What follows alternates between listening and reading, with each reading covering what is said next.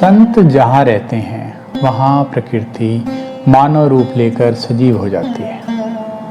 यहाँ मंदाकिनी नदी अनुसुईया आश्रम के पास जंगलों से निकलती है, लेकिन इसके बहाव के स्थानों पर अलग अलग घाट अपनी अलग अलग विशेषताओं के कारण प्रसिद्ध हैं।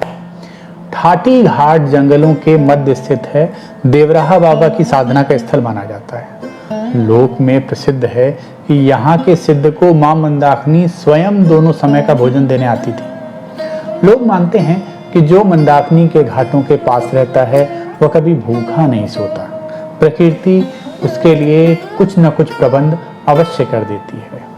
यहीं मंदाकिनी के स्फटिक शिला घाट पर श्री राम और माँ सीता के गृहस्थी के 11 वर्ष और 6 महीने व्यतीत हुए, जिनमें गृहस्थी का प्रेम पुष्प और खिला।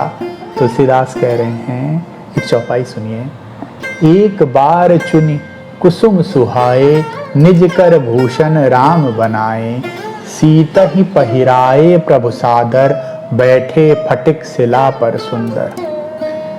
एक बार सुंदर फूल चुनकर श्री राम जी ने अपने हाथों से भांति भांति के गहने बनाए और सुंदर स्फटिक शिला पर बैठे हुए प्रभु ने आदर के साथ वे गहने श्री सीता जी को पहनाए। राम जी ने सीता जी को सादर पहनाए, जी विथ रिस्पेक्ट। यही सूत्र है, अपनी बीवी को देवी मानकर रिस्पेक्ट दीजिए।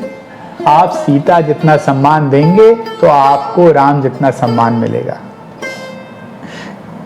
जैसे ब्रज में कृष्ण के आगमन पर गिरिराज जी पूजे जाने लगे, वैसे ही राम जी ने जिस कामदगिरी पर 11 वर्ष 6 महीने बिताए वो सजीव होकर प्रकट हो गए और कामदगिरी पर्वत से निकलकर प्रभु कामदनाथ विग्रह के रूप में प्रकटे। मानवीय काया के अनुसार उनके मुख पर दांत भी हैं।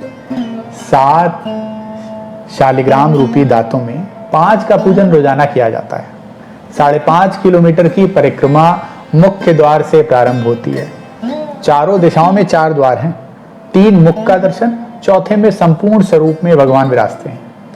इसके साथ ही अलौकिक छटायुक्त पर्वत के चारों ओर शनि मंदिर, महलों वाले मंदिर के पीछे गोस्वामी तुलसीदास द्वारा लगाया गया पीपल का वृक्ष, उनके द्वारा लिखी गई रामचरितमानस की हस्तलिखित प्रति, माँ पयस्विनी का उद्गम स्थल, ब्रह्मकुंड, साक्षी गोपाल, कामधेनु, भरत मिलाप, रामवन पथगमन स्थल प्रदर्शनी, लक्ष्मण पहाड़ी, सर्वाश्रम पीली कोठी, बरहा के हनुमान जी, सरयू धारा आदि स्थान यहाँ पे देखने योग्य है। बृहद चित्रकूट महात्म के अनुसार माँ सती का दायां वक्ष यहीं गिरा था और माँ जानकी ने भी 9 देवियों की स्थापना की थी। आधे परिक्रमा में भरत मिलाप मंदिर में चरण चिन्ह आज भी विद्यमान है। एक कथा है मेरू पर्वत की। मेरू पर्वत हमारी पौराणिक में बड़ा ही महत्व रखता है। गीता जी में इसी मेरू को शिखरिणा महम कहा गया है। मेरू पर्वत पर बहुत से देवी देवता रहा करते थे, उनमें गरुण भी एक थे। गरुण और मेरू पर्वत में मित्रता थी। कथा है कि एक बार मेरू के गर्व से क्रुद्ध होकर नारद मुनि के भड़काने पर वायुदेव ने उसे उड़ा देने की ठानी।